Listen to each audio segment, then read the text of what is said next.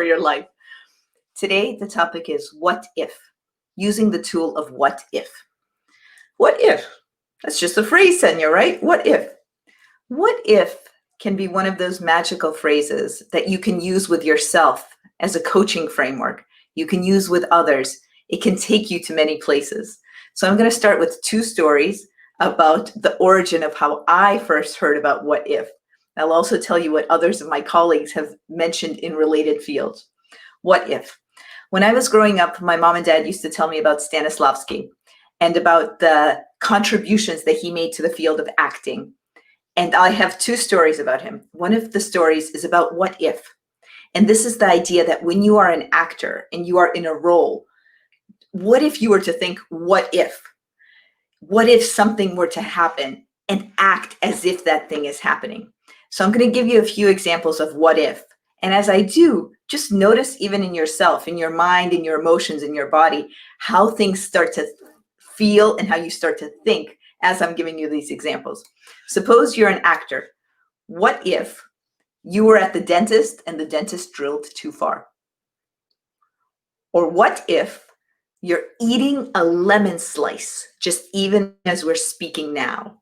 Do you notice just the contortions that your mouth would be making if you were eating a lemon slice? What if your child got into trouble at school and you got a phone call? As soon as you say these what ifs, we can feel them viscerally. We know where they're going. We can take our place in that situation. This is why reading fiction books or historical novels, we feel those things.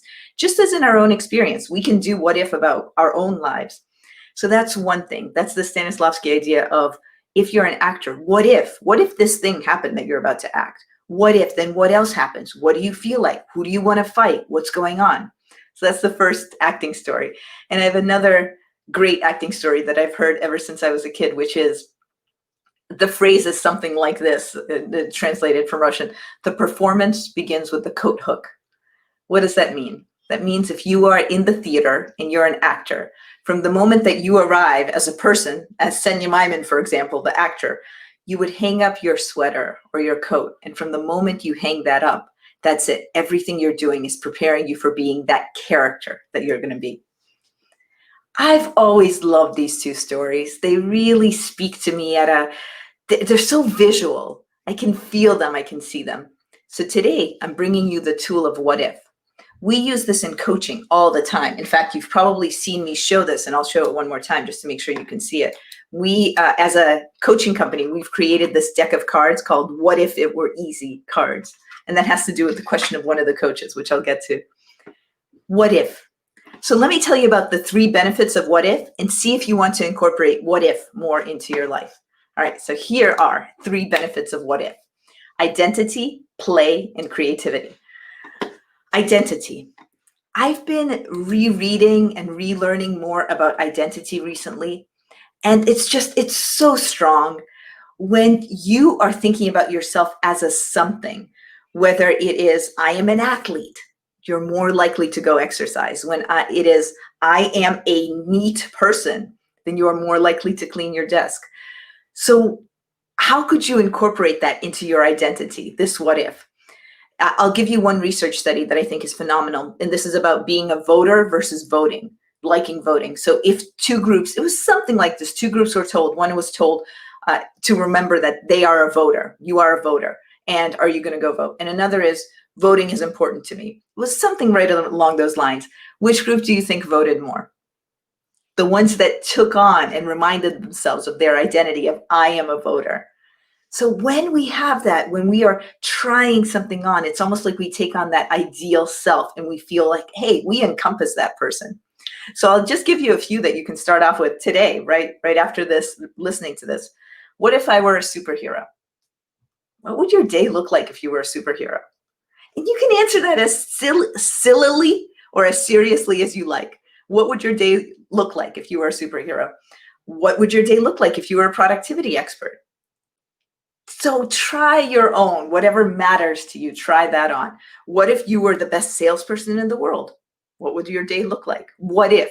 What if? It just starts a lot of things moving. It starts our brain going. It starts our emotion going. probably starts our adrenaline going, but it just gets a lot of things in the right direction. What if? That's the first benefit, that identity benefit. The second benefit is playfulness. You're basically playing. When you imagine, what if this, what if that, what if I were a superhero? You're playing, and by playing, you're having fun. You're turning on that part of yourself that's about exploration. There's so many benefits to play. And the third benefit is creativity. We live in a world where we have tasks, and even one of the leadership 360, it's a leadership circle 360, one of the 360 degree feedback tools that I use. It's all about how can you be creative versus reactive. What are those things that we can dig into, that we can call on, that are our most amazing sides, our most creative sides, as opposed to those things where we're reacting to the tasks on our task list. So you have these three benefits. You've got identity, you've got play, and you've got creativity. Those are nothing to laugh at. Those are some pretty good benefits. So let me tell you what some of our own researchers who you've seen on these broadcasts, what they say about this. And in the meantime, tell me, how could you use what if more in your life, either in your business, in your home life, in parenting, in living at home, with your neighbors? How could you use what if more? And let me tell you some of the people who have spoken on this recently, because it'll probably jog your memory. Sherry Fisher has spoken about playfulness. You've heard her speak about playfulness here. Shannon Polly, it's beautiful. Shannon Polly is a former actor and one of our coaches. And she speaks about this as the as if.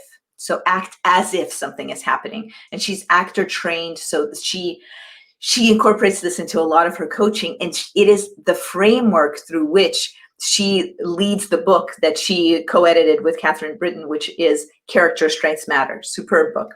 It's right over there. I just don't want to leave you guys to show you, but it's a great book. Really, really great book. So we've got Sherry Fisher talking about playfulness. We've got Shannon Polly talking about the as if. We have George Valiant speaking about playfulness. So here's somebody who a lot of people think of as a very serious researcher who studied adult development for a long time, the Grant Adult Development Study, but he talks about playfulness all the time. And then very importantly, we have my co-author and close friend, Margaret Greenberg, speaking about what if it were easy. She's the one who asks this question a lot, which is on our cards. So we've got a lot of things that you may have heard us speak about in other tools. And what I encourage you to do is play with it. What if?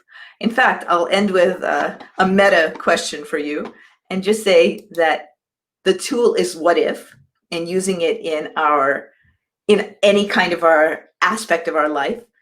And my encouragement to you is, what if you were to use the tool what if? Thank you so much for joining us. I want to put up one of our comments from somebody who's with us right now. Avinash says he likes the impact of as if on identity. I totally agree with you, Avinash. I completely agree with you. That what if we were this thing, or act as if something, and then we just start feeling it and thinking it and imagining it and making it more and more concrete. Thank you for the comment. Please enjoy. Take your what ifs with you. We will see you next week. We're delighted that everybody is going into a longer weekend. We will see you on Tuesday. We're here Tuesday to Friday next week, and every day, Monday to Friday, 11 a.m. Pacific for 20 minutes or less. And we enjoy speaking with you and interacting with you here. Feel free to give me separately, find me, and to give me comments on what is interesting to you for future discussions. We're about to have, I think, about 30 new guest speakers come on in the next couple of months. So give me comments, thoughts on what you'd especially like to hear. We've got stuff coming up on mindfulness, on branding, on so many things. And thank you. So actually, Avinash posted a reply comment. Your identity allows you to explore future scenarios. Totally agree. So if I'm acting as if I'm that superhero, then what else happens? Almost, Avinash, in answering to you, I'm going to speak about something that my son really likes, almost as if it's a chess game. So if I am this person, what if I were this person? Then what? What's the next move? What's the next move? I really like that exploration. Thank you, Avinash. I hadn't thought about that as an aspect of identity, but I agree with you. It takes you forward. Thank you, everyone. Delightful to be with you. Happy long, long weekend, and we will see you next week. All the best.